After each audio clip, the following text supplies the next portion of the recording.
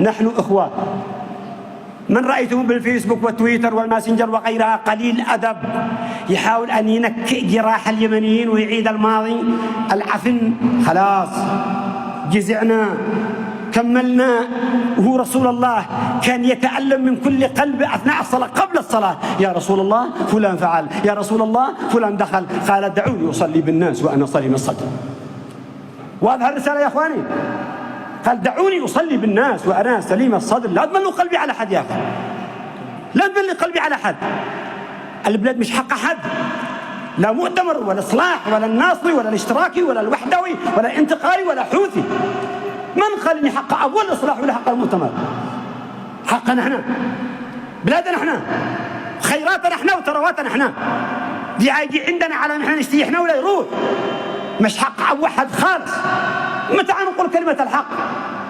لي حين نتحرك، لي حين نشتي لا أحمد ويحيى وطارق وعمال وتوكل وحميد لا يرجعش يا أخي. واحد عينك جراحنا لا يجيش، من ما كان رجال ولا مرة روح أنت نكأت جراحنا الله وديعك خلاص، وعين رجال جديد. عندنا قيادات، عندنا شباب موجودين، عندنا دكاترة. لا بالله ياسين نعيدها مرة ثانية عشان نكأ جراحنا. عندنا رجال في كل مكان في كل محافظة، نعم بالله ما نشتيها يروح. سرقوا بلادنا، خيراتنا، ثرواتنا، بلادنا، ديارنا، قتلونا وهجرونا يا أخي.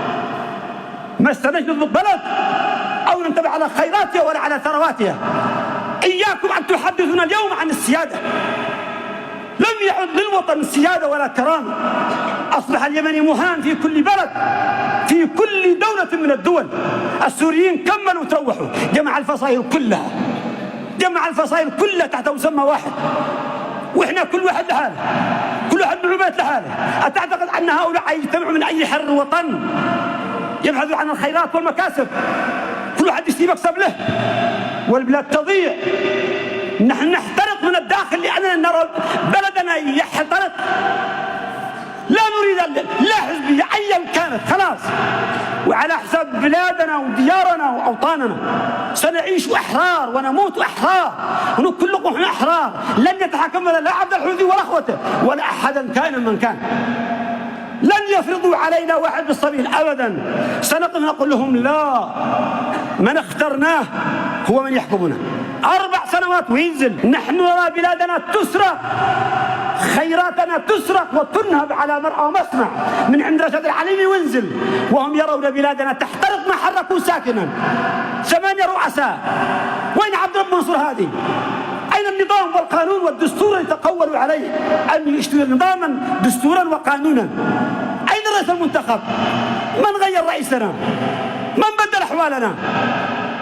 نحن أصبحنا مرتهنين، لا قرار لا سيادة لا كرامة. ثم يأتي صاحبنا على 2000 لا تعزيش على 2011 قاجز على الكل بكله، وضاعت البلاد كلها وراحت البلاد كلها. الانتقال هناك اليوم ما تمش على السفر، ما تأمن على سفر. إن سافرنا عدن بزك الانتقالي، ونحن عند الحوثي بزك الحوثي، وإن جاءوا عندنا دخلنا والحبس. كيف الخبر؟ متى نفتهم؟ ما تستطيع تزور أبوك ولا أمك، يموت أبوك وأمك أحب الناس إليك، بينك أنت ويا الساعة. ثم يأتي الحوثي يكلمنا عن الحرية والديمقراطية. عند الحوثي سجون ومعتقلات أيا كانت من عند محمد قحطان وينزل. أصبح اليمنيين ضايعين، لا أب لهم، لا راعي لهم، لا مسؤول عليهم، لا من يتكلم بلغتهم. سكت الجميع، سكت الجميع فلم يتكلم أحد. أين دور العلماء والدعاة؟ أين دور جمعية العلماء؟ وين رحلت؟ أين دور العلماء والدعاة والصالحين؟ أين السياسيين والمفكرين؟ أين الطبقة السياسية المثقفة وهم يرون بلادنا تنتحر وتذبح من الوريد إلى الوريد وهم يشاهدوا كل ذلك؟ ما حركوا ساكنا. صعد اليوم الآن أسعار الصرف قتلتنا، آذونا، هم يريدوا تجويعنا.